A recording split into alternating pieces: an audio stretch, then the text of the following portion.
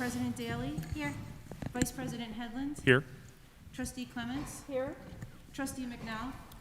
Here. Trustee Parr. Here. Thank you. Thanks for joining us. Our next Board of Education meeting is on Tuesday, December 1st at 7 p.m. right here in the auditorium. And we are all coming off of, a lot of us are coming off of Dr. Benante's webinar that we all just had the opportunity to listen to. And I know that Dr. Benante will be speaking to a lot of what he spoke about on the webinar here for our for the board and for the public to also hear again and ask questions. And I hope you'll also tell us where we can find the webinar as well. And with that, I'll just turn it over to Dr. Benante. Thanks, Jen. I'm just going to remove my mask for my comments. I'm going to start with athletics just because it's a brief update, and there is an agenda item related to athletics on for tonight. First, we're nearing the end of our fall sports season, and I'm really proud of our student athletes and our coaching staff in that we were able to facilitate a fall season that was quite substantive, I felt, and that's thanks in large part to the efforts on the part of our student athletes, their families, our coaching staff, and under Mr. Goddard's leadership through the fall. So it's been a great sense of well, I should say it was a great experience for our kids to have. To the extent that it brings the community together, even though I know as much of our community wasn't able to be there through the fall season. But with that, Mr. Goddard had never, it wasn't the intention to bring Mr. Goddard in on quite to the extent that he had been in the fall. And as a retiree, he is limited with the amount of time that he can commit to a school district. So with that, we have the benefit to bring in another experienced athletic director. And on tonight's agenda is a recommendation for Eric Romanino to serve as the interim athletic director and dean of students. And Eric will be able to help us out actually with some dean responsibilities at the high school as well, well into through the winter and potentially into the spring as well.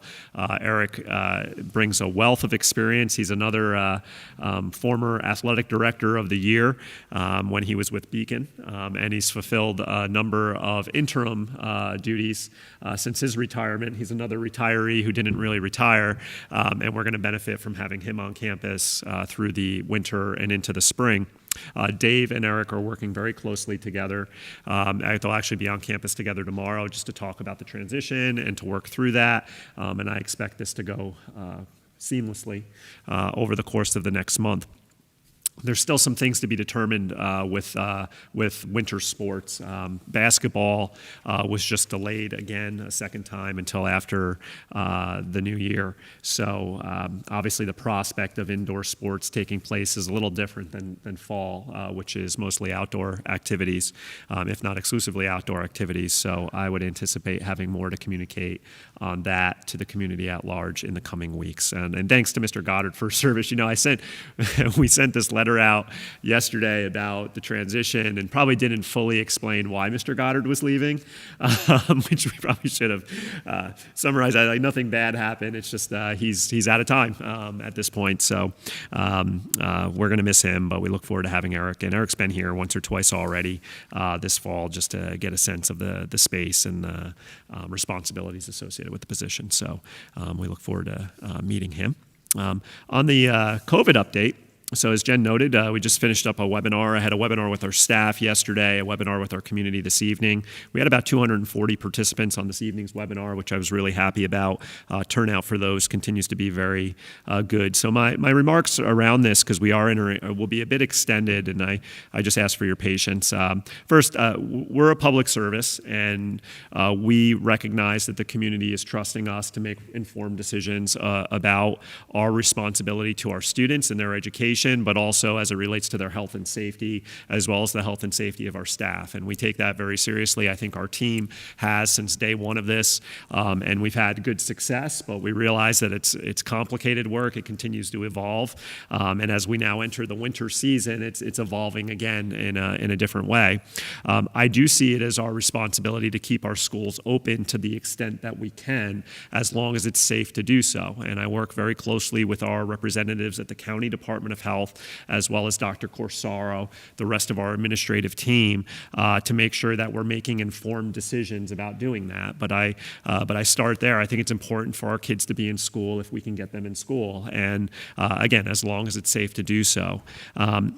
I learned a long time ago, and I think we've all heard this at one point, the principle or the mantra that it's sometimes it's best to prepare for the worst but expect the best. And I think we're encountering one of those periods where we're going to have to kind of expect the worst case scenario, but hope that things work out, for the best. And in our preparations, that's where we are right now. So as many have noted, the community rate of transmission in Putnam County has been high over the last week. High being, over 4, 5, 6% some days. So that's pushing our 7-day rolling average across the threshold, which I discussed with the board, I think last time we were meeting 2 weeks ago, to over the 3.5%. And that's a key figure for us, because if we hold on to that for 7 days or more, over 3.5%, we very well may be designated as a microcluster containment area, which is part of New York's strategy to implement a series of restrictions, which would include the potential closure of schools to limit the spread of COVID within our communities. So we're currently on day 7. And we have to hold that 7-day average for 10 days. So, I don't want that to come off as too confusing, but we're on day 7 of that 10-day average being over 3.5%, which would mean on Friday we would be at day 10.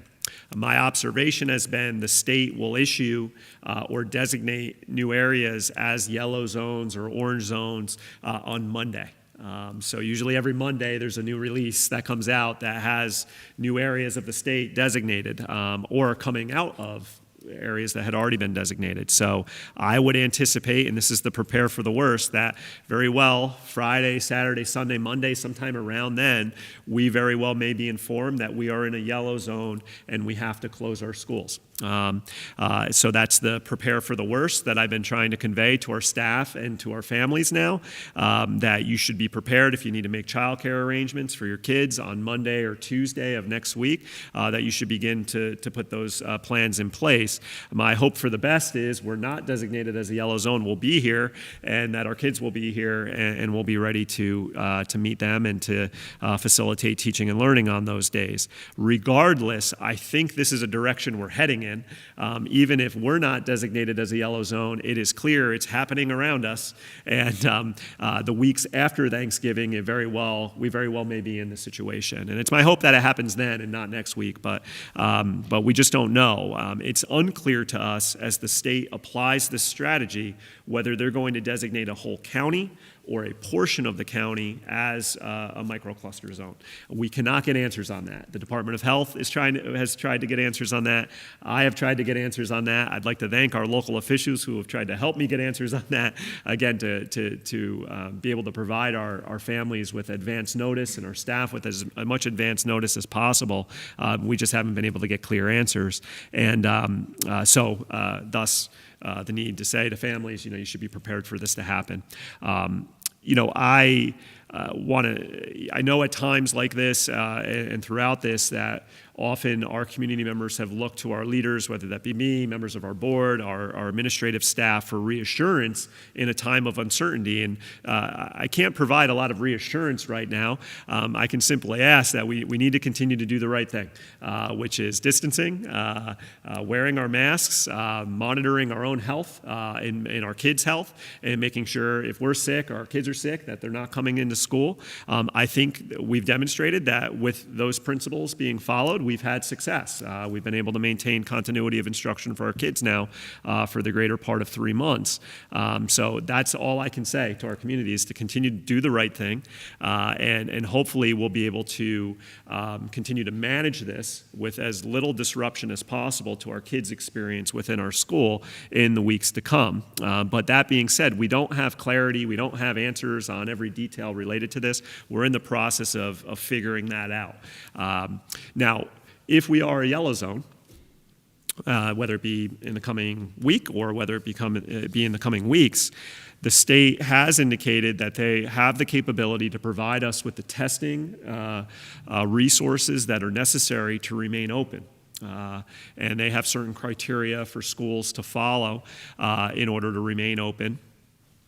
And we're proceeding with trying to coordinate that. The Department of Health, the local Department of Health, has to manage a portion of that, and I trust that they're doing that. I'm in communication with them almost daily now. And then at the site level, we have to begin to put some things in place to do it. So on the community forum, parents had a lot of questions about what will the testing requirements be? Will their child be tested? We don't quite have that level of detail worked out yet. Right now, we're working on the infrastructure. Let's get it set up. Then we'll start to backfill with the details and the processes and the procedures as it relates to how we're actually going to facilitate it. But first, we need to get it set up, and we're doing the work behind the scenes to do that. With that, there was one other point I wanted to make as it pertained to testing. It'll come to me, but I just want to convey to our board that we do feel that's something we should pursue. I'm recalling that now. Now, because of those details that need to be sorted through, especially if this happens in the short term where we're a yellow zone, we're going to need to be closed for a period of time to sort out all of the testing requirements before we can go ahead and begin to facilitate testing, which would be required for us to reopen. So again, message to families and to the community is we should be prepared to be closed for a period of time, for there to be all remote learning for a period of time. It's my hope that we can quickly put the infrastructure in place to have students come back into school if that's what parents desire, but that's going to take some time to sort out. One thing I'm also seeing, and then I'll open up to questions, is that many schools who are encountering issues, and I've conveyed this, I know, to the board, but it's just a reminder, encountering issues with COVID in the community in whatever form it is, they're able to handle the immediate issue of identifying the individual who may be impacted and then identify the other individuals who may have come in contact. Thus, they're able to close school for a day and then quickly come back into session. But those who aren't are being impacted by the staffing implications of potential larger scale needs to quarantine. So envision a high school student who may be working their way around from class to class to class, right? And potentially discovering that a student is ill. Well, now that may be 4, 5, 6 teachers who now have to quarantine as directed by the Department of Health, which creates potential staffing issue now and run the building. So some schools are out of necessity going into a longer term closure because of needs of staffing, not because of outbreaks within the school community. So that's pretty common if you look at the closures that have taken place throughout our region. So that's something we may be dealing with as well. So while I say it's my desire to remain open, it's to the extent that we can do so safely, and then also to the extent that we can do so on a practical level, that we have enough individuals in the building.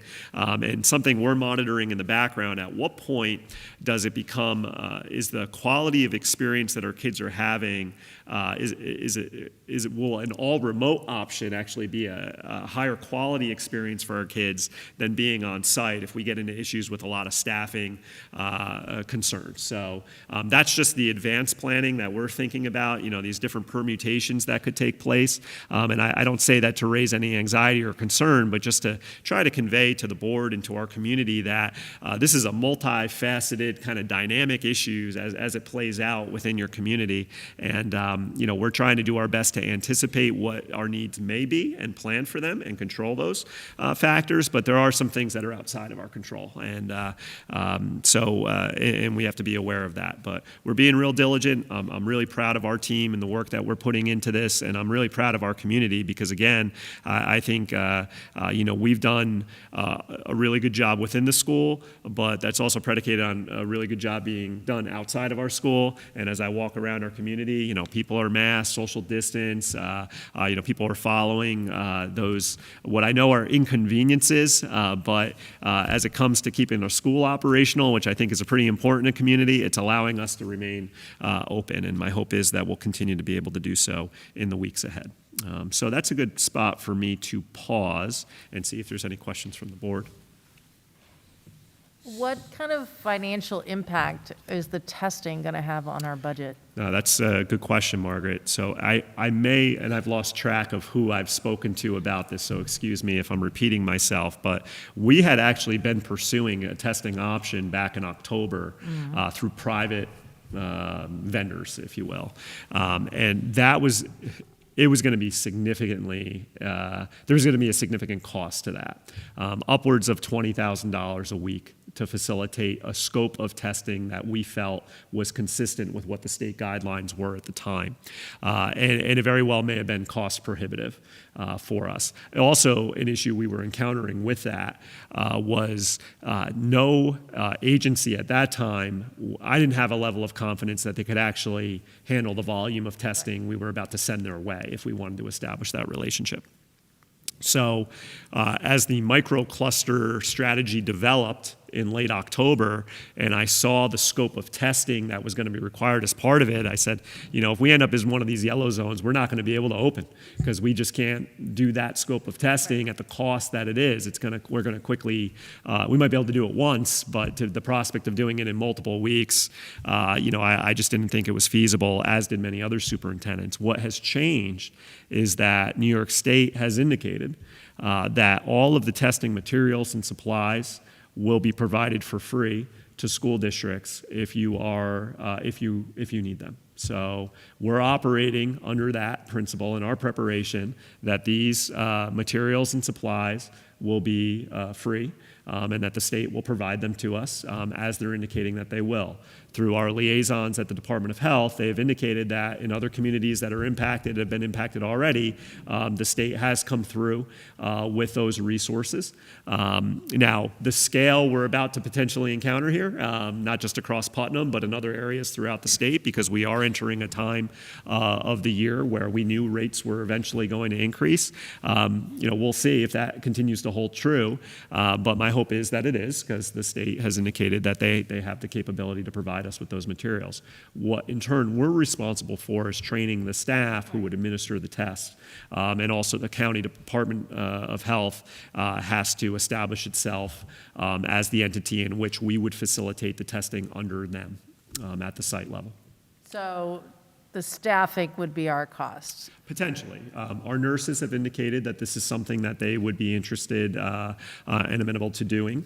And it's just, what is the time requirement for them to do Right, I saw so? that. Are we able to do it during the school day or outside of it? So that I'm not quite there, but it would be a much less cost than what we were seeing back in October, certainly, as it relates to that. I would say it would be much more affordable and potentially and no longer cost prohibitive. Got it. To approach it in that way.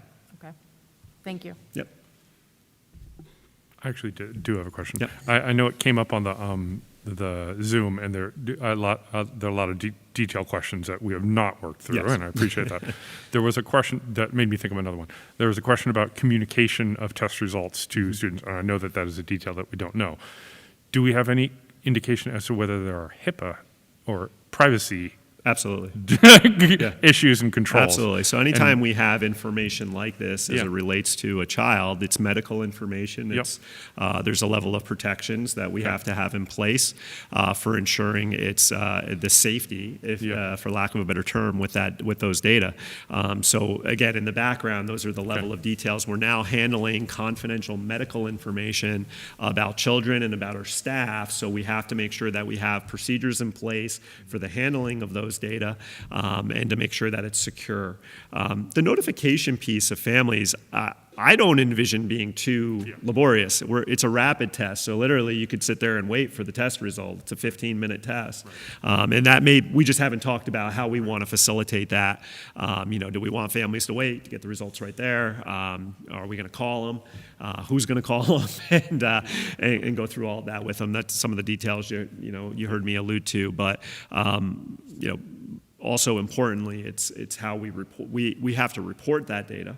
or those data to the state through a portal repository. So again, we can demonstrate that we're fulfilling our requirement on our end to keep our schools open if we're using that as a basis of keeping our school open. Again, the details that come with that, well, who's doing data entry on that? You can't have our nurses facilitating testing and also doing data entry on it.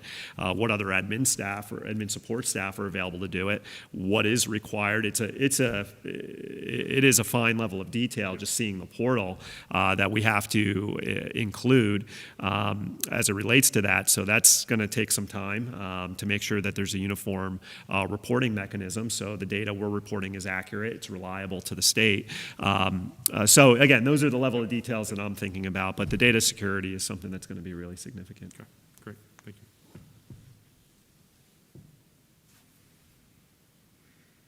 Sean, anything from the peanut gallery?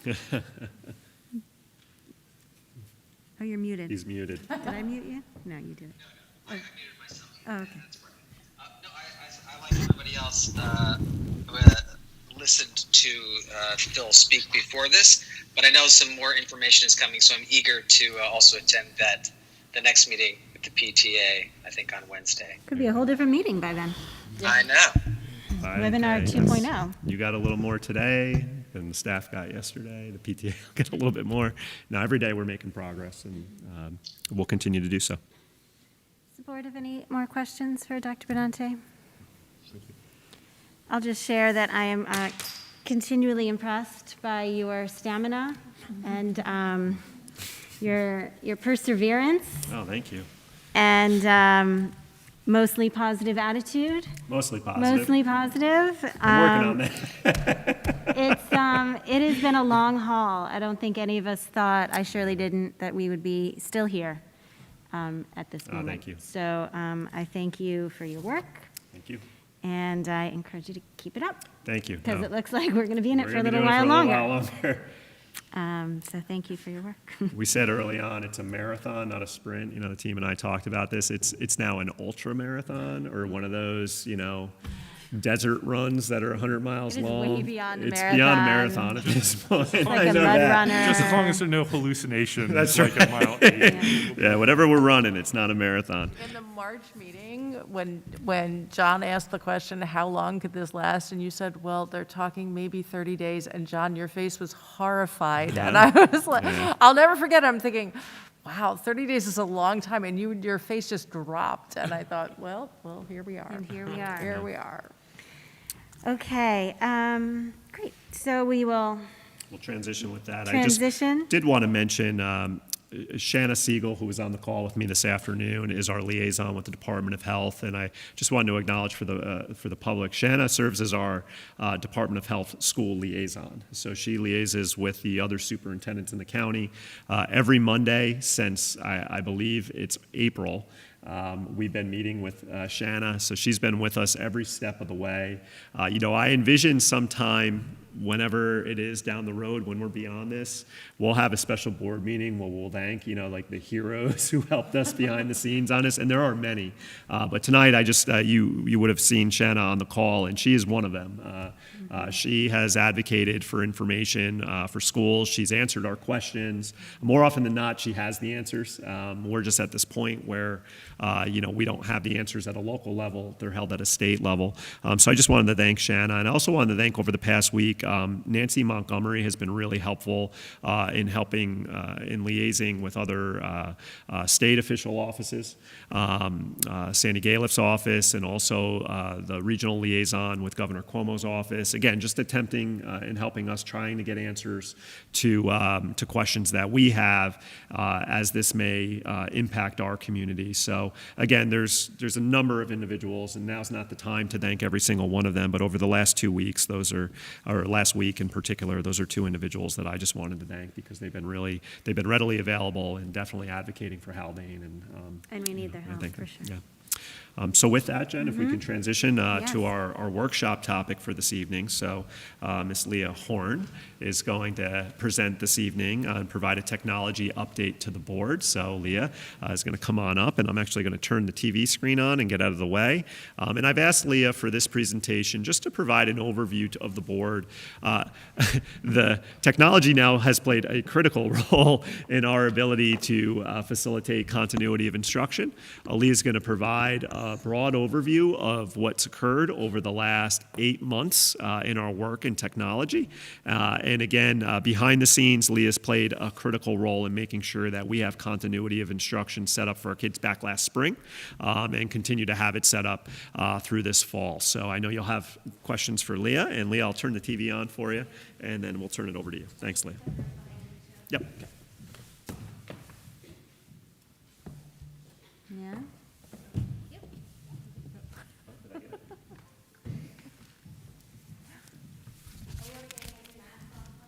Yes, and please use the microphone, Leah. Wait, it'll turn on. Oh, it's on. Is it going? Oh, there it is. Okay. So for those of you who don't know me, I am Leah Horn. I've been here, this is the beginning of my 20th year here. I taught for 14 years, and I'm in my 6th year, which is hard to believe it's been 6 years in this new position. So it's been almost 20 years. Oh boy. Somebody. The technology is not The working. technology person can't use a clicker. Am I not close enough? Do you mind? I'm sorry. It clicked before. Maybe the batteries are dying. Thank you. So just to introduce myself, I just want to share some of the things that I do. That's what the next slide is. My role is technology integration specialist, but I also obviously work sort of as a technology director. So some of the roles that I serve, I do budget planning, I do purchases throughout the school year. I help manage EduTech, who is our third-party network engineers, and I manage their network support. I do technology integration, training for staff and students, some Ed Law 2D compliance, just to name a few of the things that I do, but just to kind of give you an idea of the stuff that I normally do. You can move it on.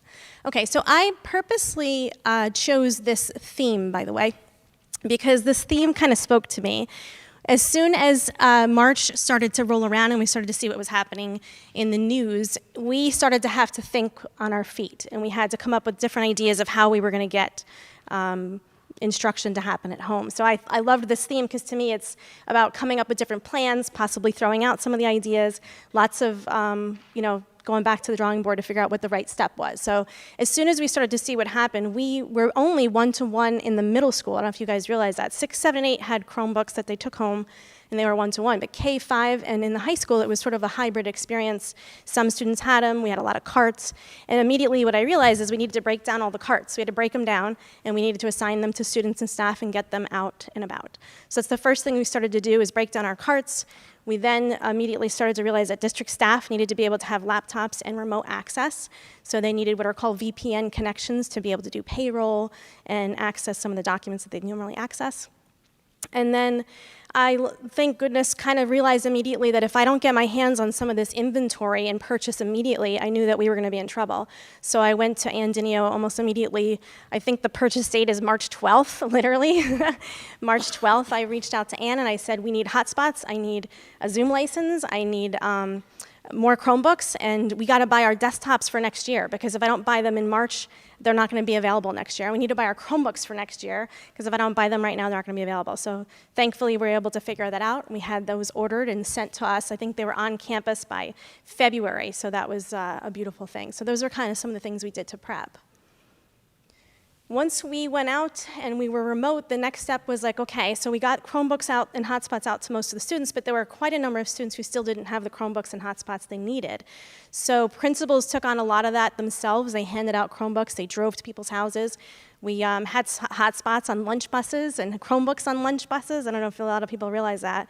We had students who had broken Chromebooks, for instance, and needed new ones. We had the lunch bus, do the exchange for us. So we, being a small school, we were able to really think outside the box and get that happening. We did training sessions for staff. I did them on Zoom, one-to-one sessions. I did webinars for parents, middle school. I broke them up by building, elementary, middle school, high school. And we just realized the best to our ability, we wanted to be able to support the parents and the staff, and they needed training as fast as we could get it. So lots and lots of one-on-one Zoom sessions, which I have to say is some of the bright lights in the darkness here, because I got to work with a lot of these families really closely. I got to know them over on Zoom. I actually got to finally meet some of these kids in person in September. It was Mrs. Horn, you were in the Zoom this all spring, so that was kind of like exciting that I got to finally meet some of these kids.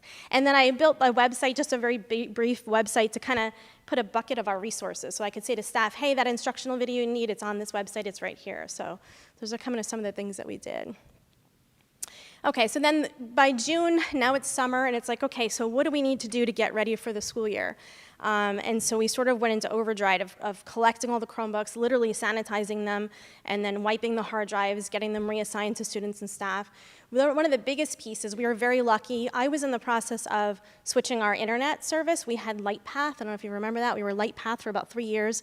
We only had 150 megabytes, which, if you do the math on that, only supports 30 Zoom sessions. So we were, that was on average, actually. Did we even figure out on average how many Zoom sessions we do? I know it's more than 30, K-12. Yeah, so luckily we had already, through our E-rate services, had gone out to bid for internet service provider, and we had all the bids and we were ready to go. It was just COVID got in the way in terms of the processes. And so by summer I was able to get us switched over to Verizon. Verizon got us a gig for a lower price, which is awesome. We got a lot more bandwidth for a lower monthly cost. And now we were able to hold something like 300 different Zoom sessions at a time. I think it's actually 500 sessions at a time. So thankfully that literally came in. I think they lit Verizon up like that first week of school when we were in professional development. So we were very lucky. That kind of just sailed right in there. The other big piece, we pay for a print management service for our copiers, and in the past, the way that they bill us is it's a set bill. However much toner we use, it doesn't matter. They just bill us the same. So I had already been in the process of changing us over to Canon, and luckily they charge us by use. So as soon as, if you think about it, we weren't in the building in the spring, so that was really kind of a plus. Anytime we're not in the building and not using those supplies, we're not charged for it. So that was kind of a big piece to help us save some money. And then the other big piece is the health screening tool. About August, I think, is when we realized that we needed a tool that we had parents be able to fill out and staff to be able to fill out. There were probably 3 or 4 different solutions floating around. One was out there by BOCES. Power School had a solution, and I dug in very quickly, did trials of them, reached out to other tech directors, and felt that we could handle it on our own. So I am not the brains behind it, but one of our EduTech employees built a screening tool using Google Forms. And I'm so thankful that we went that route, because I can't tell you how many tech directors in the listserv said their screening tool was broken. Like, it panicked. Second week of school, our screening tool's broken, it blew up, the server can't handle it. We were fine. We had some glitches, we had some trouble. We had imported Power School emails into the screening tool, and we found out very quickly that people change their emails but don't necessarily change them in Power School. So they said, hey, I filled it out, but we hadn't associated that new email with them. So it took a couple weeks to iron out those kinks and associate the correct email addresses with people. But to this day, we have a very flexible, adaptive screening tool. We have set it up for drama kids, athletes. We have it set up by A and B days. We have it set up for Blue Notes. It's flexible. Whatever we need, we can do it. And it's assigned to the staff member who's in charge. And it's so fast. All they need to do is look at it and see whoever's on that list means they didn't fill it out for the day. And it refreshes every 24 hours. So it's brilliant. James Bullis is the one that designed it. And other schools are begging us for our information to help them, because they want to switch over to that solution. So I was happy that we went with that. And then this summer, I needed to purchase webcams. So very quickly, we were like, every computer is going to need a webcam.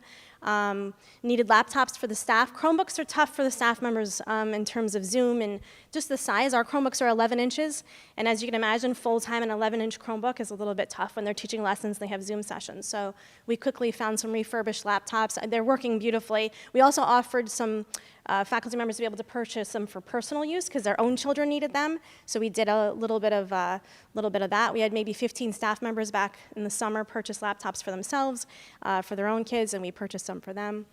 And then we needed more hotspots. I had kind of anticipated that we might have some problems, so we got some more hotspots. And then all that software, all that wonderful software that the teachers were able to pilot, and turned into costing money. So we didn't obviously go with all the solutions, because we had to really vet them out, whether they were compliant with Ed Law 2D. But all of a sudden, we had to now pay for software that they were used to having for free. So those are some of the things that we had to research this summer. So then it's September. So, okay, we got school open. It's now September to present, and just in terms of how we're supporting the hybrid, the remote classroom, and the kids obviously in the class. And so we had to get those Chromebooks back out to all the students. We used those half days. They're like the most brilliant days ever because I was able to go to team members, go to teachers, meet with them. They'd grab me, hey, I need you to do this Zoom session with me, teach me how to lock down the classes, show me how to use Cami. Like it was awesome. They were able to book me and I was able to walk around and just do different trainings. We started the outdoor access points. We bought 6 outdoor access points. Unfortunately, I think a lot of us thought that buy them, we'd put them up, they'd be ready to go, but nothing works like that with technology. It's been a long process. We've had to have it all, because they have to wire all the access points from the corner of the building back to the switches, so it's a process. I'm hoping they actually are going to start installing them Wednesday before Thanksgiving, which I know, it's getting cold, but I think we're going to need them in the spring. So we'll have 6 locations outside where we'll have about 500 feet of access, wireless access out there, which will be great. Home visits. So as you can imagine, it's tough. We still have a lot of families that are struggling with Google Classroom, struggling with the hotspots, the devices, and phone calls after phone. It just doesn't work. So at some point, I've actually gotten in my car, drove to their houses, and spent some time with the kids. We have some families with 4 or 5 kids, and it was a real struggle to get every Chromebook on the hotspot or every Chromebook in the Google Classroom. Just trying to explain to to the parents how it works. This is where you look for your schoolwork. This is where you look for. You guys have probably also the to-do list. This is what the to-do list is. It shows you what your student is missing. So a lot of home visits. I never really would have thought in my position, right, that I feel like I'm a little bit like a social worker, be able to meet a lot of parents and get out there. So that's been great. And we're a small school. It never would have happened probably at a bigger school. So we're continuing to manage and support the screening tool, still purchasing stuff as much as possible. As you can imagine, now we're sort of getting into the process of like, okay, if we go remote, what do we need? So as fast as possible, what I'm trying to do is reallocate what we already have. We've got a lot of iPads. They're sitting in classrooms or sitting in my office because they can't be shared by students.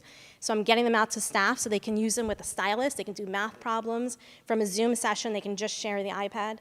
The document cameras, we've got these great document cameras. We're setting them up so that teachers put them in their go bags, take them home, get the software installed on their personal devices or on their Haldane devices so they can have their These are the luxuries we didn't have in the spring. So we're sort of building up their to-go bags so they can get home and get what they need. And then the PTA, lovely. The PTA has been awesome. They set up a PTA like a parent tech support group, which has been awesome, because a lot of the questions are Google Classroom related. There are a lot of monotonous, you're answering the same questions so they put together a bunch of IT-minded parents who have been a huge help in terms of helping some of those parents out, so that's been great. And I didn't mention, and we jumped over, we purchased some TVs on carts, I don't know if you realize that, so we could have displays in multiple areas, like the one that you're staring at right now. So that's where we went. It was sort of a whirlwind. I did that really fast, but that's kind of what we went through. And so we obviously remained to have some challenges, and some of those challenges are sort of constantly adapting and trying to be flexible and give the staff the support and the training that they need. It's going to change, and we're going to kind of have to stay on top of it and do what we can to support them. So that maintains a little bit of a challenge. Virtual instruction and assessment is a big piece, right? What are the instructional tools that we need? How do we use those instructional tools? What's out there for assessment? We did purchase some assessment tools. The teachers are learning how to use them. So that's a little bit of a challenge. And then obviously supporting that remote student and staff. I can't always drive to their house. And just trying to find the time and the way to get them into a Zoom session. So I've had kindergarten kids who are great, answer their email with mom and dad helping so I can get into a Zoom session because mom couldn't figure it out. But that's been a challenge, is supporting them.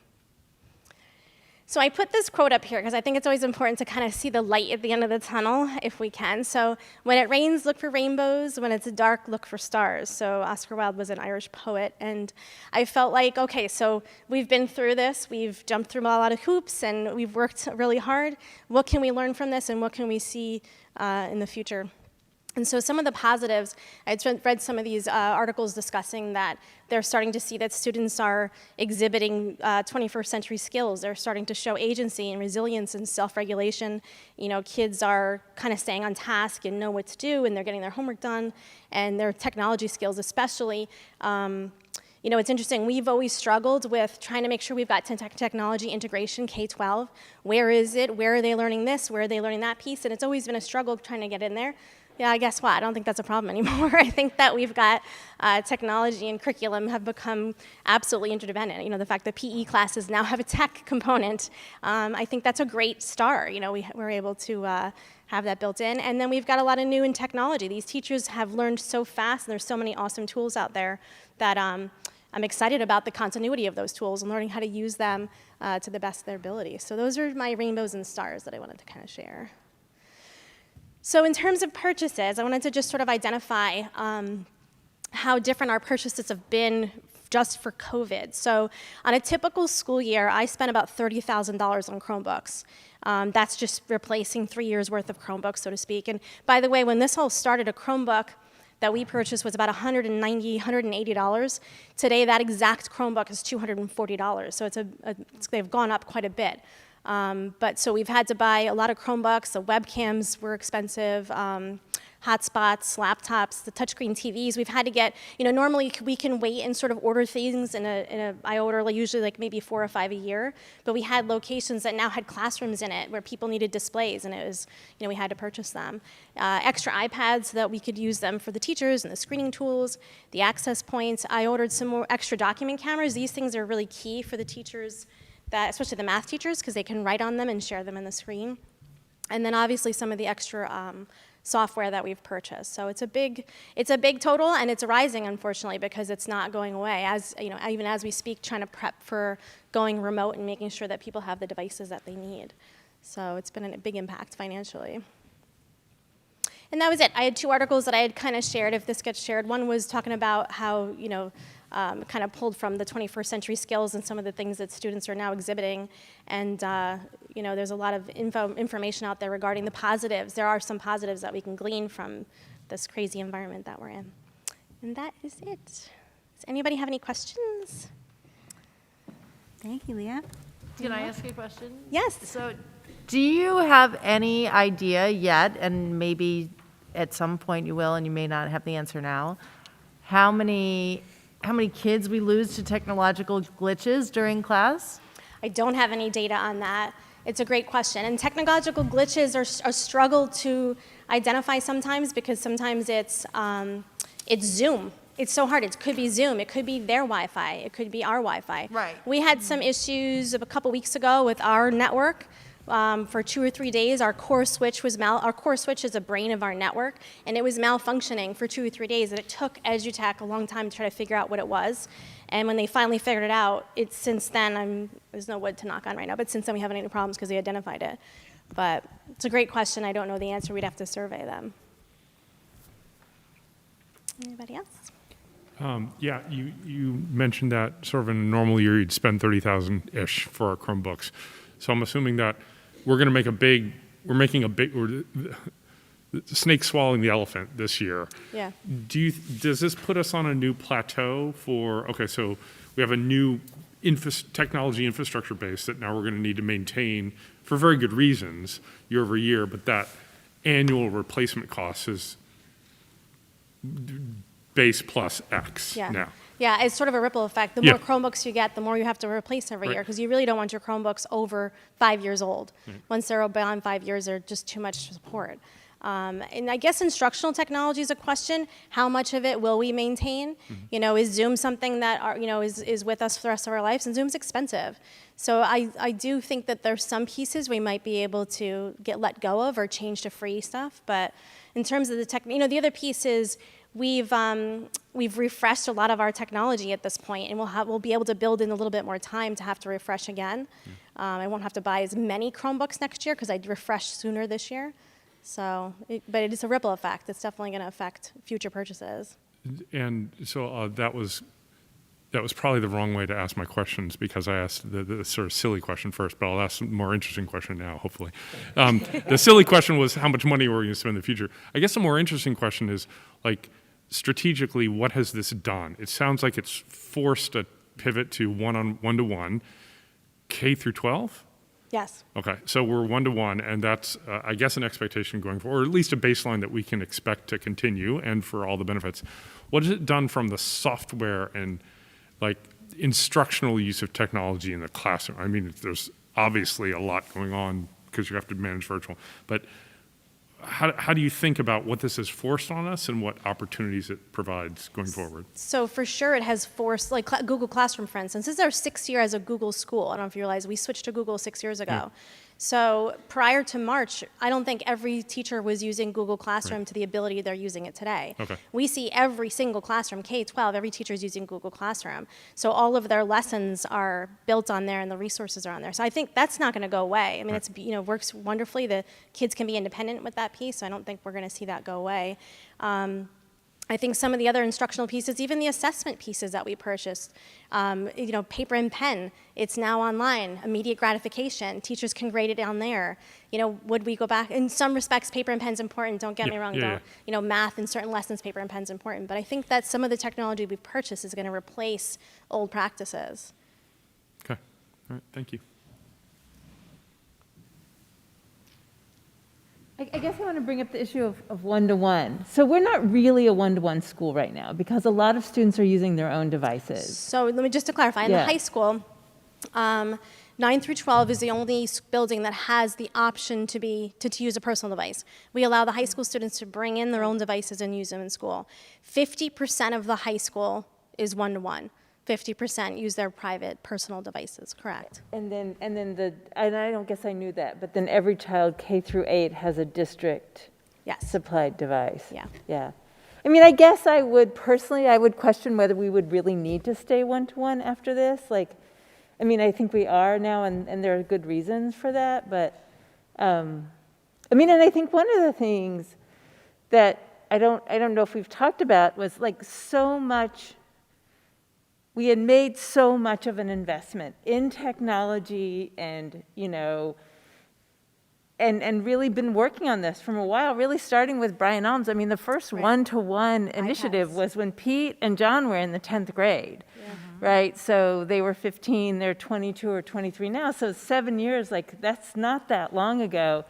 And we were really, because we had made those early investments, even though I think there were some hiccups along the way, I think it really put the district in a really good place to be able to position. And so, that really reflects well on the foundation, that had been built.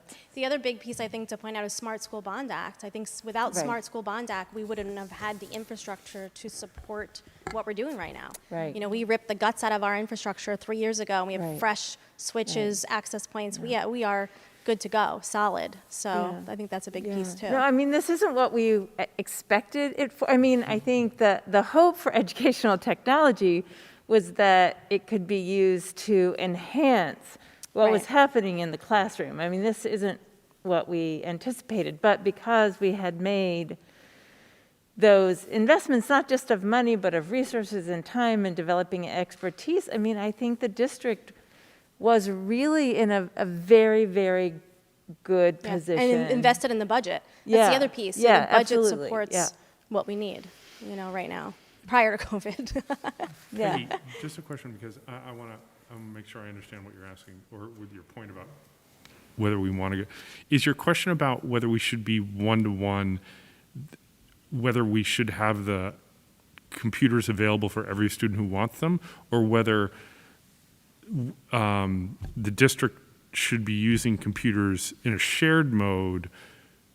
I'm not even articulating what I don't know what the point is. One-to-one traditionally means that a district provides a device for every single child in every grade. Got it, okay. And that is there was a position where we had moved in a one-to-one direction, and the district had made the decision at that point that it wasn't worth that investment. Got it. I think, personally, from my perspective, and I'm speaking just for myself, before I would want to vote on a budget that continually made that level of investment for the district providing one-to-one devices,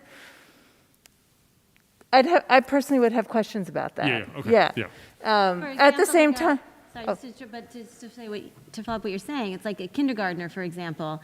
They need the opportunity to work on a device during the day, but they don't necessarily need to have it all day. Those are devices that could be shared with other kindergarten classes.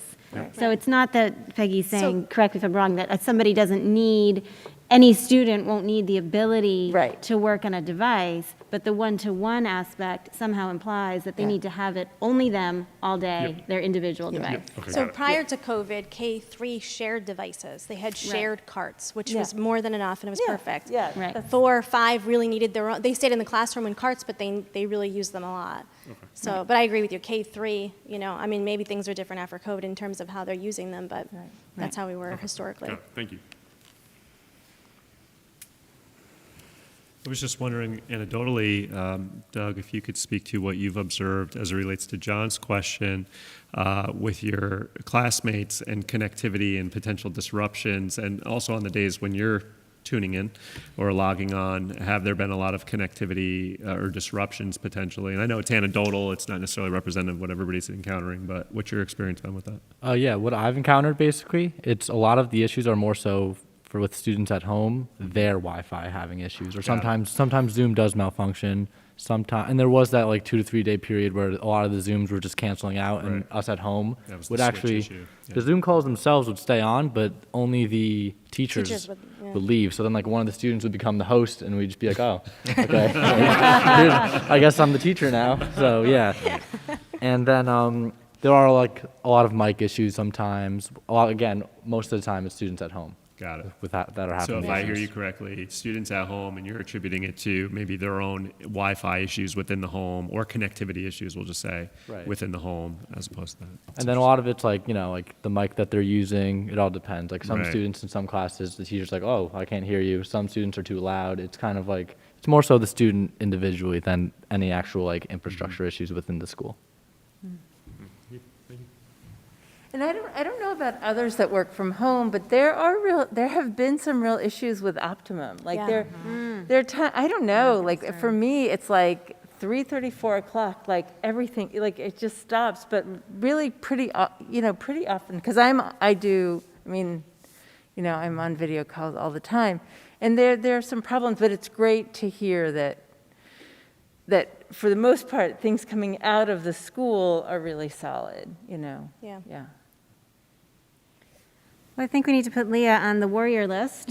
Absolutely. There were 2 decisions. I just wanted that Leah totally undersold in how important they were that she either made or was a part of that allowed us to get the school year off to a successful start. The purchase of Chromebooks back in March or April for September, where, again, I don't mean to draw comparisons, but I saw and read about how many districts were encountering issues getting devices in the fall because they were doing the ordering in the summertime where demand was peak, whereas Leah had anticipated that need early on, worked with Ann to get that purchase made sooner, and then the switch of the bandwidth increase, again, which didn't occur until the week of school, but had been made months prior. Again, had we waited at all, we would have ran into an issue because everybody else was, increasing their bandwidth as well. So those were just 2 critical decisions that Leah was a part of very early on that we would not have had the start to the school year in quite the way we did because we would have encountered issues with devices and bandwidth that you were reading about in the papers. But the advantages of being small, we can be more nimble, and Leah definitely demonstrated that early on in the spring, late spring, to put us in a good position to open this fall. So thank you for that, Leah, among many other things that you did along the way. Thank you. Thank you very much, Leah. Thank Thanks you. for Thank your you very work. much. Okay, is there any communication from the public at this time?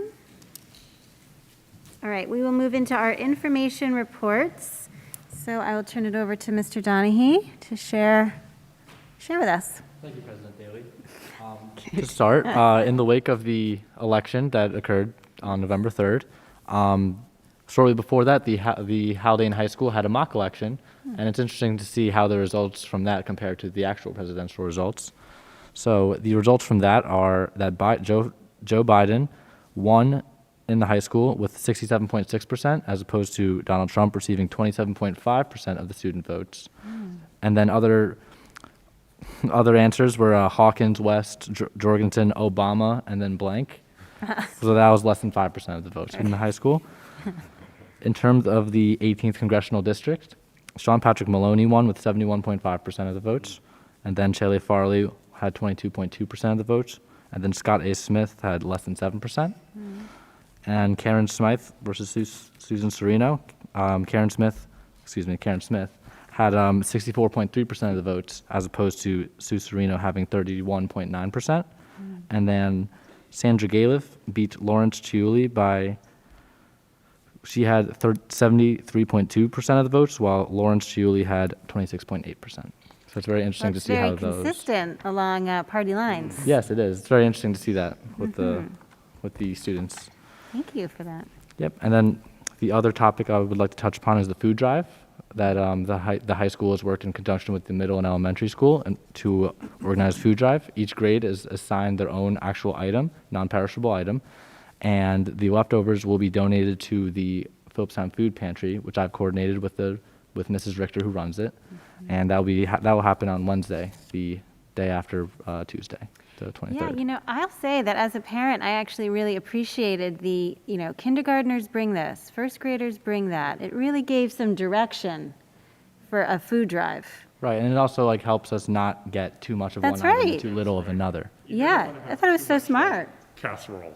Exactly. You gotta Who have some wants starches, all you that gotta have some cranberry salads, sauce? you gotta do Exactly, all- and to keep in mind the actual families that will be receiving the food. Right. Who it's- needs 15 it's cans gonna of be cranberry? It would be Right. much harder to divvy up Yeah. what we got if it's too much of one thing and too little of another. Absolutely, makes so much sense. Thank you. Yeah, of course. Okay, Ms. Jammin is unable to be with us, but her report is here for our review, and I'll ask Dr. Seelke to join us.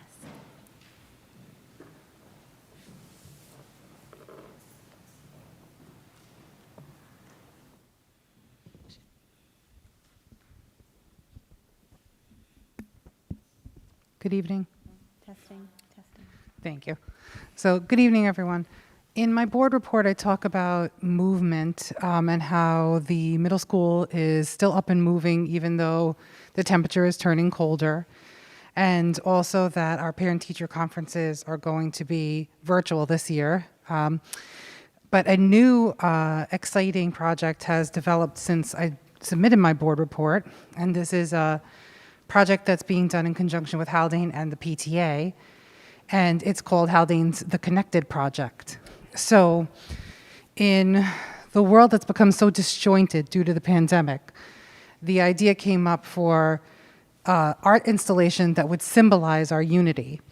So every person that's part of the Haldane family, students, faculty, staff, has been asked to submit a word that represents to them connection and unity. Those words will be printed on weatherproof tags that will be attached to strands of light that will adorn the rock where the bell sits atop on the knoll. And this will light our dark winter months and be Haldane's The Connected Project.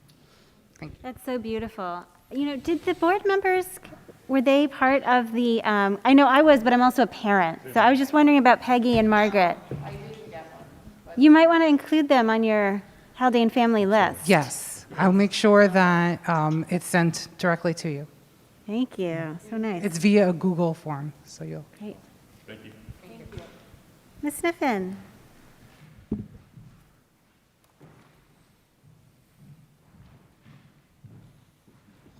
So I'll just quickly share something on behalf of Christine. We were eating dinner this evening, and she shared that she walked into a kindergarten classroom today, and today is day 50.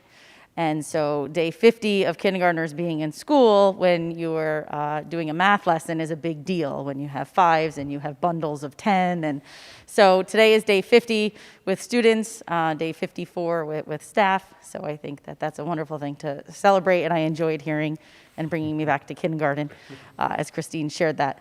As it relates to high school, I think I'm going to take a little bit of the theme that Dr. Benante was talking about and just recognizing some of our students and our teams within my board report.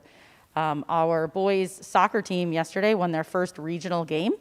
They are playing tomorrow against North Salem, so that's very exciting for them this season.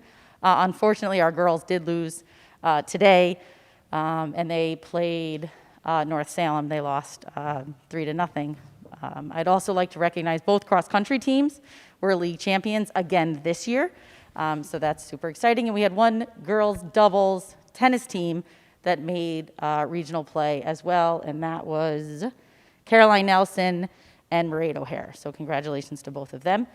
Similar to what Marianne said about parent-teacher conferences, high school parent-teacher conferences are on Thursday. They are already set up, and they are virtual. There are still a few slots left. If parents are interested in parent-teacher conferences, please reach out to Miss Janine Chinchulis, and she can work to set that up for you. Thank you. Thank you. Thank you. Ms. Rounds.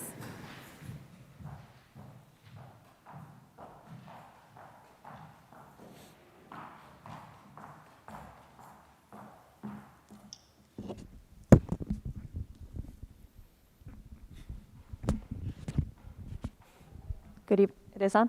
Okay, good evening. So this is our second year having a board-certified behavior analyst on staff with us. And so that's provided us a good opportunity to provide some training within the department and within the school district with faculty and staff as a whole.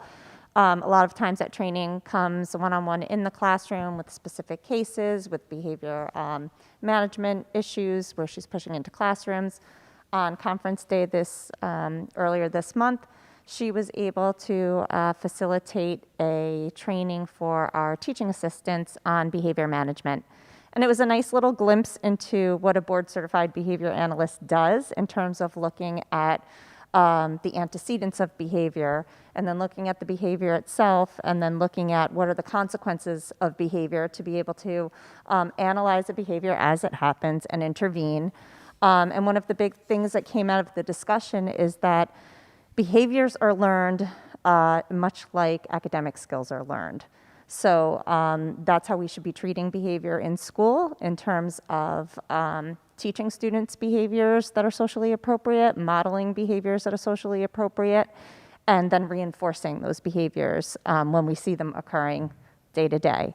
So it was a nice opportunity for her to work with our teaching assistants as they're working. They're in the they have the perfect opportunity to be able to work with our students directly, daily, reinforcing behaviors. So we were glad to have her be able to do that this conference day, and to be able to hopefully continue to engage in that kind of training with our staff.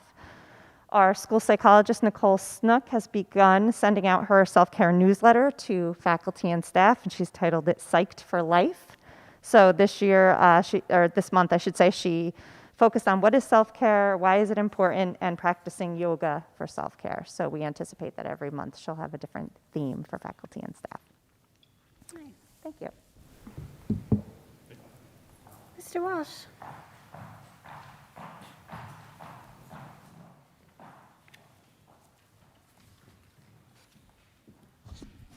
Hi, good evening.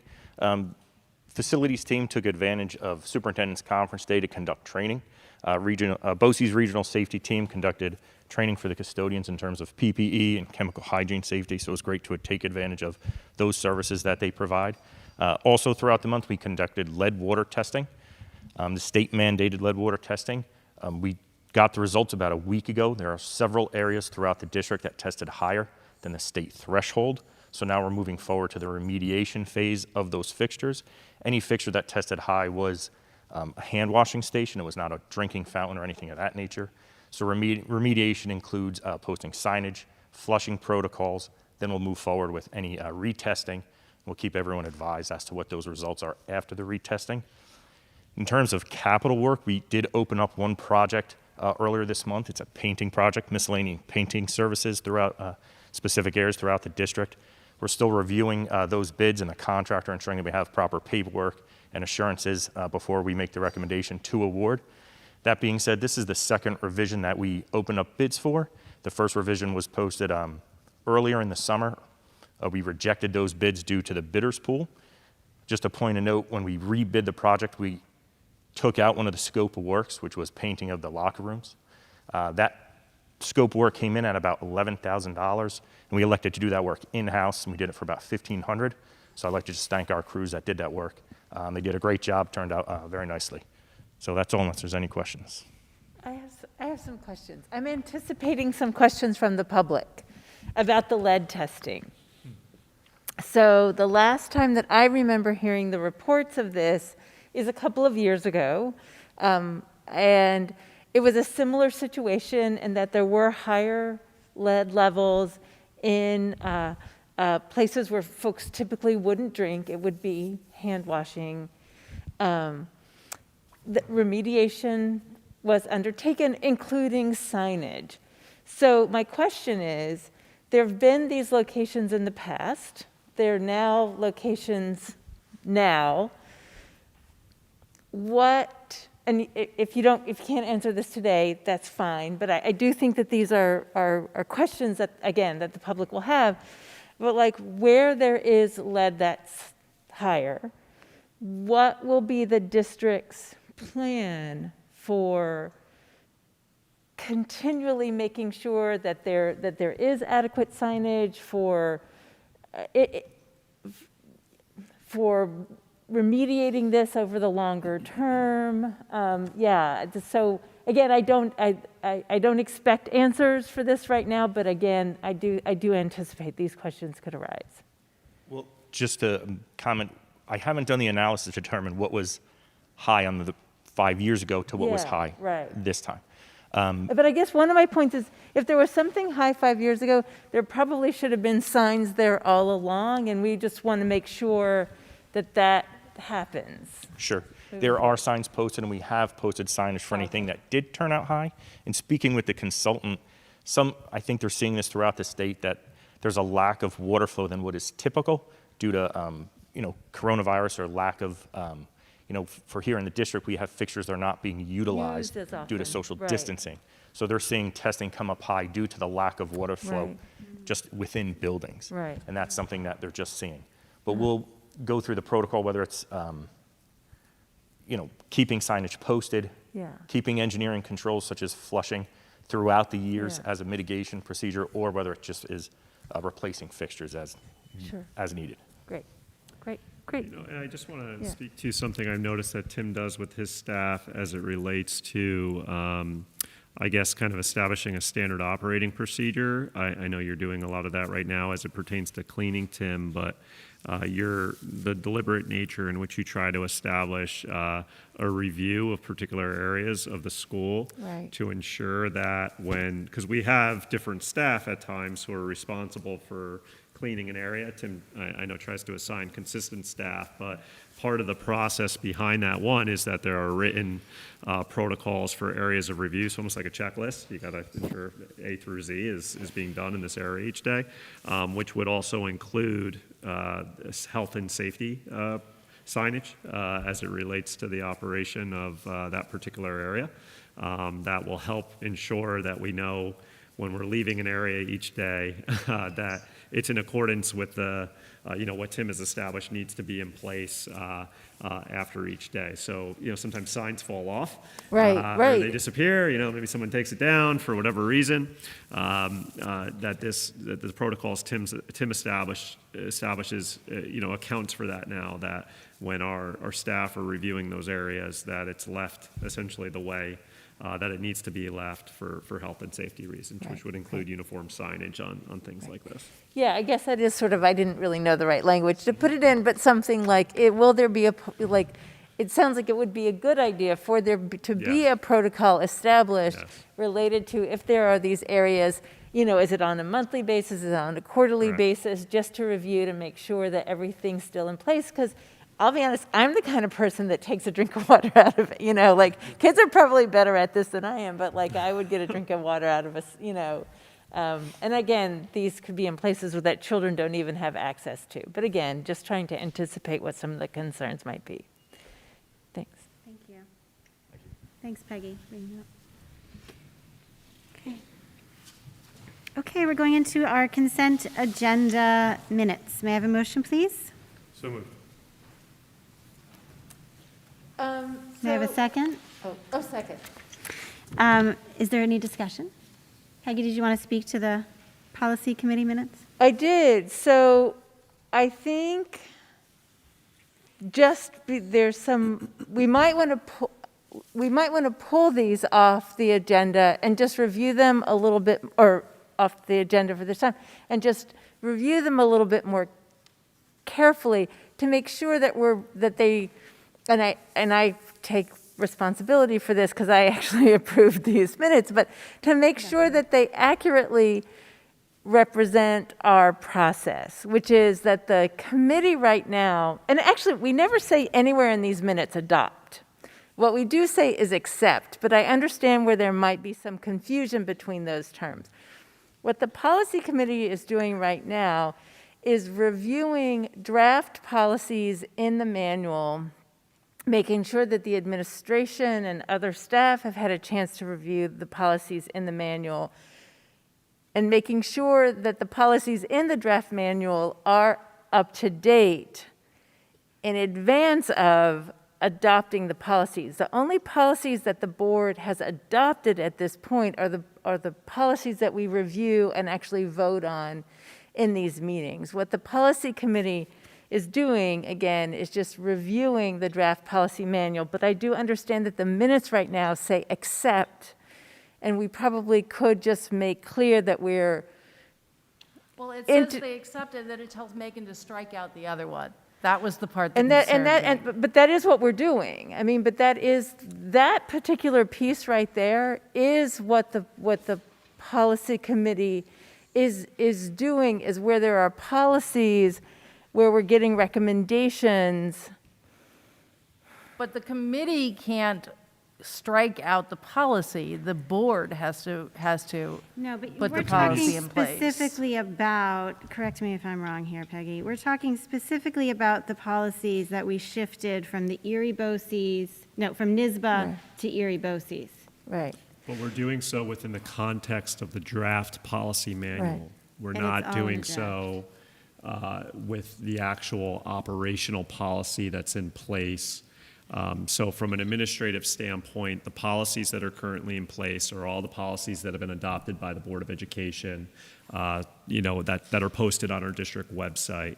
The committee is working with an updated draft manual, which contains some of those policies, and modifying language as a draft to eventually present to the full board for review. So where you see strike through, it's more from an editing perspective. It's not an operational policy that's in effect right now. It's a policy that's being reviewed by the policy committee with our policy service provider in a manner to direct them what to do when they send us the updated draft back. But the board's not taking, there's no action being taken by the committee. The committee doesn't have the authority to do that. And there will be anticipated action for the board to take when it comes time when we get that next draft back. I do think the language is important, as Margaret and Peggy are noting. But Margaret, when you see the strike-through language, that's at a policy level, the committee is recommending that language be struck, a new policy be included when the draft gets presented to the Board of Education for adoption in the months to come. But I think that's the key. When the Correct. policy is Yes, you're presented right. to the Board of Education Yes. for adoption, Yeah. which it doesn't say anywhere. No, in the way, contextually how it reads, I see what you're saying. It reads like we're making policy decisions. And to some extent, we are, as a committee, because the board's entrusted the committee to do that, to expedite the process. It's a good process, but those aren't becoming operational policies when the committee is doing that. It's for purposes of editing the policy manual and updating it to send to Erie BOCES for review, and the board will take action on that in the months to come.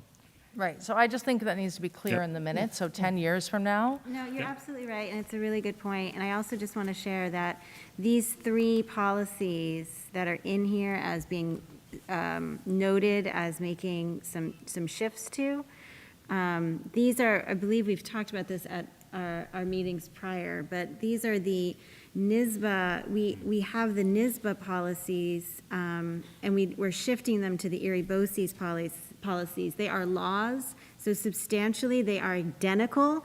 There's just a few language issues that are slightly different, and we wanted to align the policy manual with the Erie BOCES manual, Erie BOCES policies, so that when we have to go through it, Erie BOCES is more readily more readily available to us to make changes and updates and suggestions. So these three that are pulled out are actually a little bit, it's just kind of, it's a shift from NYSBA to Erie BOCES, but substantively, they're the same. Yeah. Just for background. But your point is still taken as something we should make an adjustment to.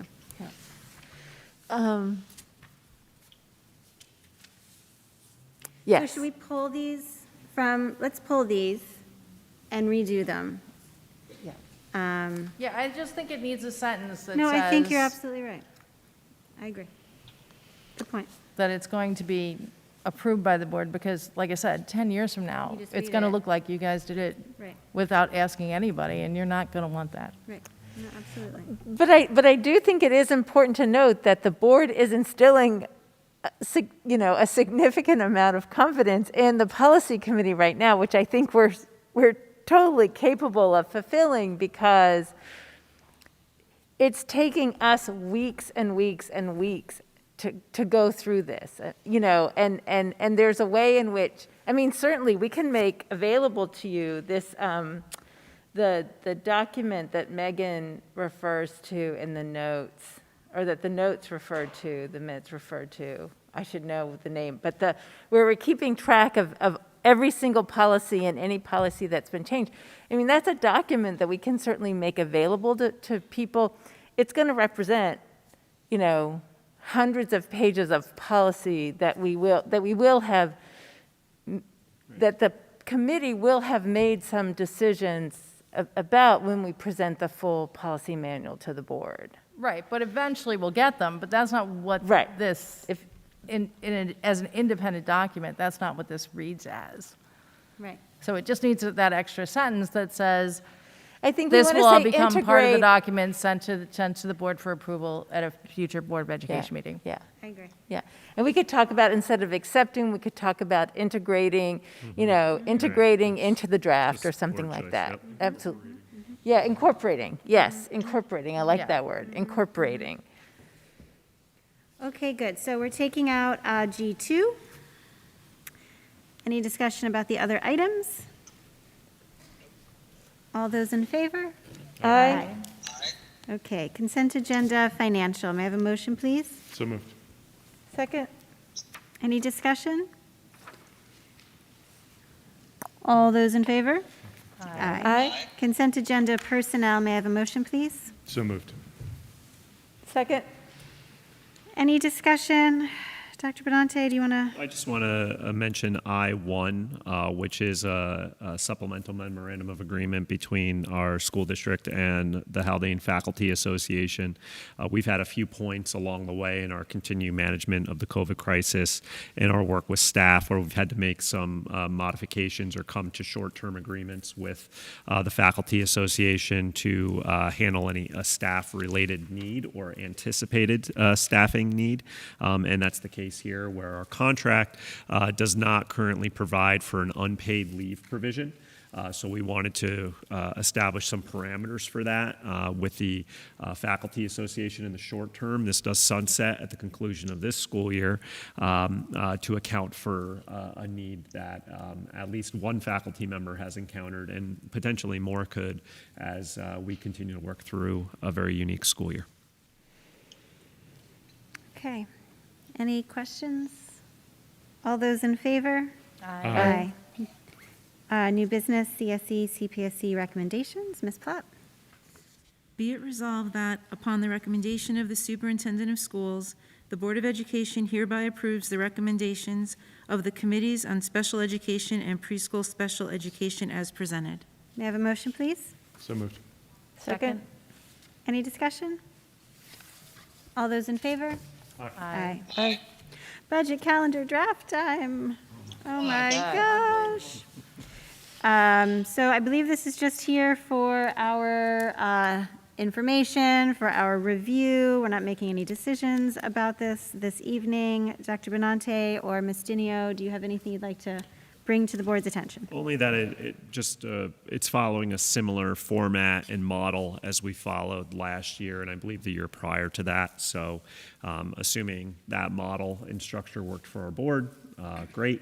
If you want to reflect on that, if there's any changes to how the administration presents the budget, or feedback you have on how we've done so in years past. While I try to keep track of that, please feel free to forward that on to me or to Jen, perhaps for discussion, and we can make modifications to the process for this school year. Great. Okay, more to come on that. This is our bond refunding, so I'll let Ms. Platt read it, and then I believe we have to roll call it. Yes. And I promise not to read all Oh, my of it. gosh. Go on. I didn't see this. Like, I was reading this early this morning. It says on here it went on November 17th as I look at the edits. I haven't read this, I'll be honest, and it's a roll call vote.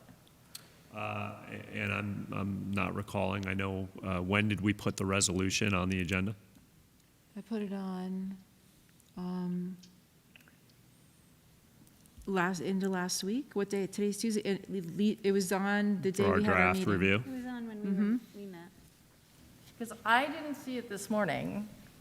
So I I have think not read this. Initially, in our Okay. review, Catherine, and it's I understand the point of concern, Margaret.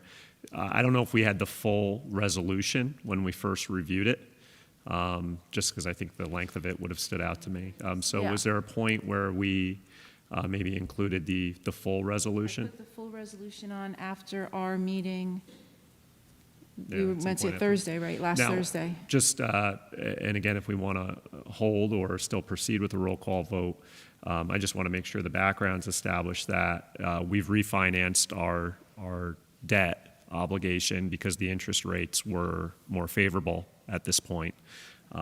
So Ann has facilitated that process, and I'm sure Ann can provide, when it comes to discussion, a quick summary of how we've refinanced and the potential savings that the district would incur from the refinancing, if that would help.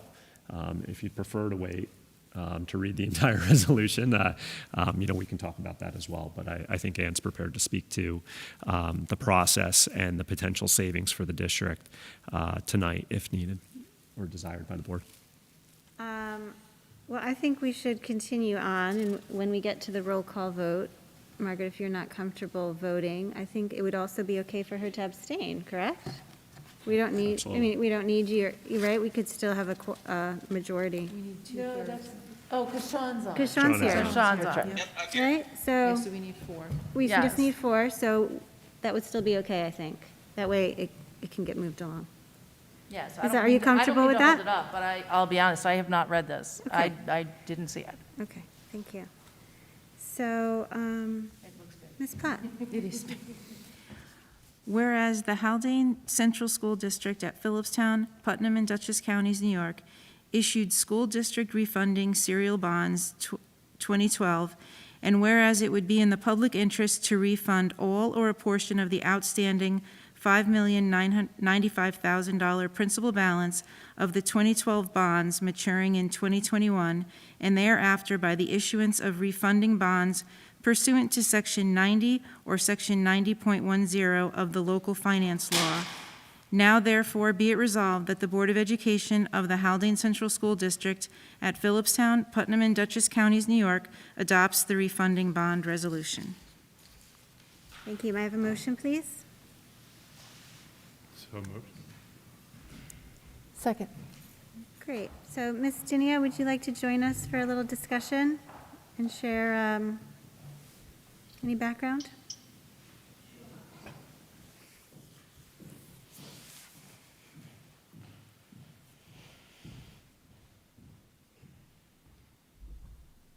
So these are some outstanding bonds that we've already refunded once, and they're eligible to be refunded again, which is pretty rare because the interest rates are at very low amounts right now.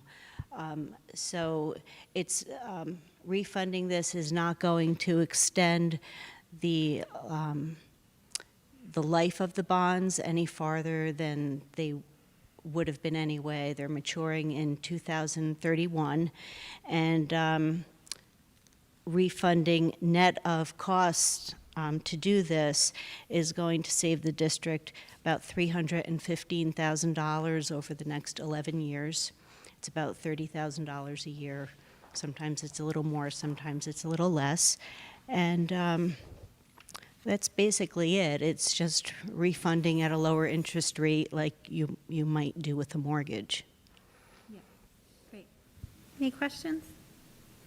So that's it, that's this whole long thing, that's basically the synopsis, and I'm glad you explained, because Ms. Studio is the. I was Cliff able to Note read it, version. but I didn't I have to admit I didn't understand it. so basically it's a refinance. I think that's what's happening, but I'm not It's a sure. refinance of outstanding bonds. They're the only issue that's eligible at this time. And, you know, I don't want to force you to do it, but No, if- if we can if save we wait- $315,000, I'm good. if we wait, the rates might go up, and it could just be a moot point at that point. Got it. No, Okay. no, I'm good. That's exactly what I needed, Ann. Okay, Thank thank you. you. Thank you. Okay. President Daly? Yes. Vice President Headland? Yes. Trustee Clements? Yes? Trustee McNall? Yes? Trustee Parr? Yes. Thank you. Thank you. Thank you. Okay, is there any communication from the public at this time? No. Board committee reports, policy committee update. I'd like to turn those over to Peggy. Let's see. Well, we're Friday. we're meeting on Friday. We are very close to having completed the review of the second draft of the policy manual, and it's not just the board, it's not just the policy committee reviewing the policies. It really also requires an enormous amount of work on the part of Dr. Benante and the administrators and other school staff to review policies that have likely been updated by Erie BOCES when they were sent to us to reflect changes in laws or regulations to make sure that the policy is understood, that we, you know, to determine if we want to make changes, although quite honestly, we are relying on Erie BOCES to do the Lions work for us. You know, they're attorneys and they understand the law and they write the policies to reflect the law, and it's really our job to make sure that, you know, there's nothing in there that we really object to or think is problematic, but most importantly, make sure that the policies we're about to adopt are reflected in what's happening in our practices. So anyway, a long way to say that, you know, Dr. Benante and, you know, others in the district have really had to look at a lot of policies. We were hoping in the very near future to have finalized this review of the second draft. We're trying to be a little bit proactive. That's some of what was in the meeting notes.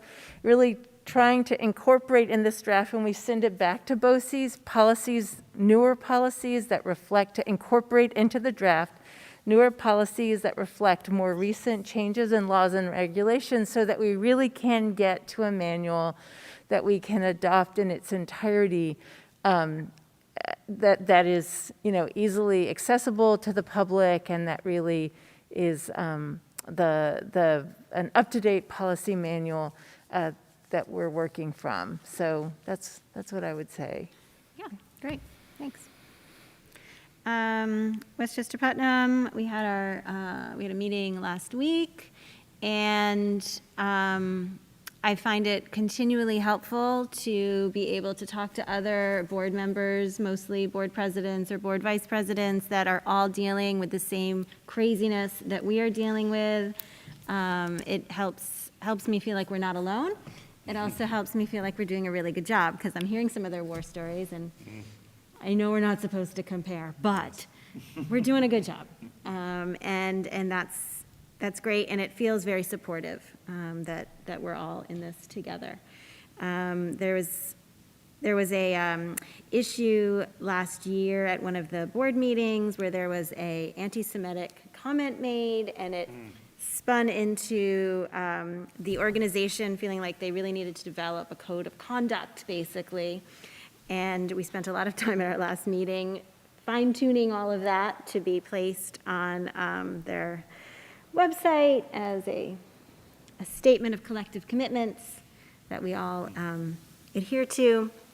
And there's a lot of focus right now around advocacy and advocacy issues, and a lot of those advocacy issues certainly surround COVID, financial support for COVID, and you know, the state goes into like budget development and lobbying time, all happens like February-ish. So now is like advocacy dial down time where, you know, Westchester Putnam, NYSBA, everybody's getting their advocacy issues lined up so they know what to go to the legislatures with. So we're working on that stuff, and that's it. It's all good stuff. So board reflections, I'd like just to start with 2 items that are not on our agenda, but I want to bring to the board's attention, which are every year we do a Garrison Haldane joint board meeting. Last year we started doing a board retreat, which was so fantastic.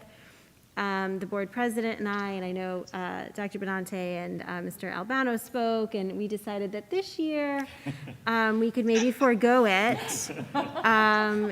Perhaps rethink about it towards the end of the year, like in June or over the summer as a lessons learned retreat. But we usually do that in February or March, and unless there's some strong objections from the board, it was a joint decision to push it off for the moment. Sounds like we're all okay with that. The other thing I just want to mention is that Phil was good enough to remind me that we do need to think about mid-year evaluation for the superintendent, and that also means it's a good reminder that we need to do a mid-year board evaluation. So if Peggy and John are up for the task, I would love it if, Peggy, you would take the helm for the superintendent evaluation, and John, you would take the helm for the board evaluation, and maybe just start thinking about some dates.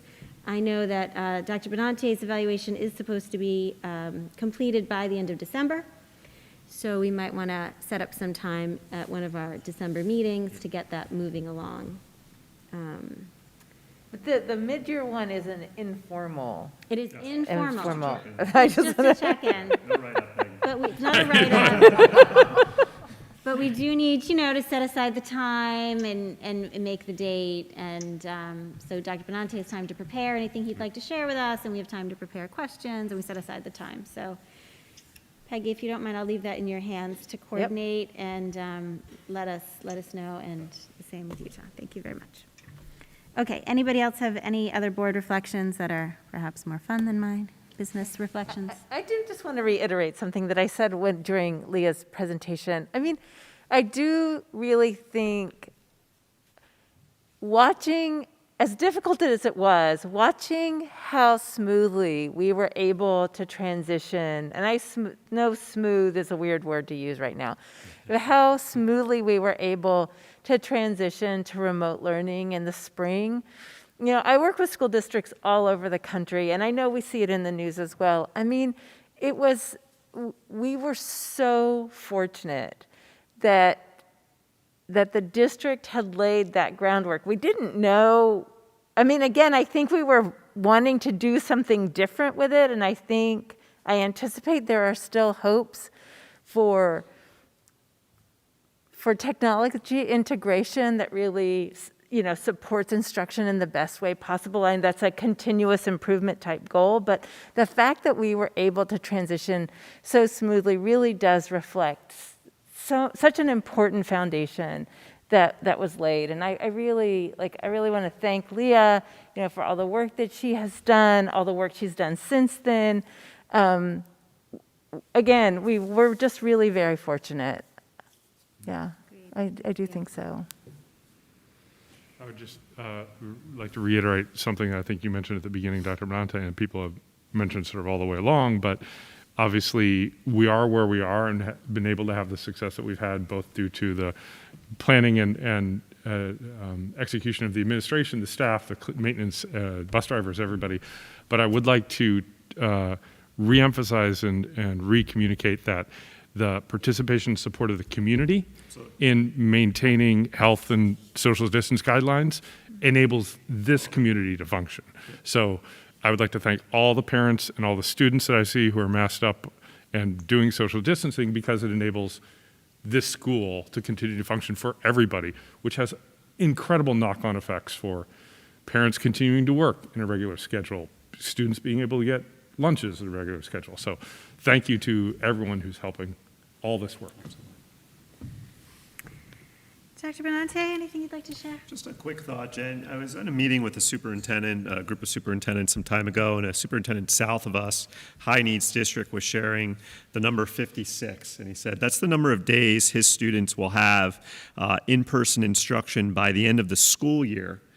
Should they not encounter any period of closure. So that's by the end of June, should they not have any period of closure between now and then, they'll have a total of 56 days of in-person instruction.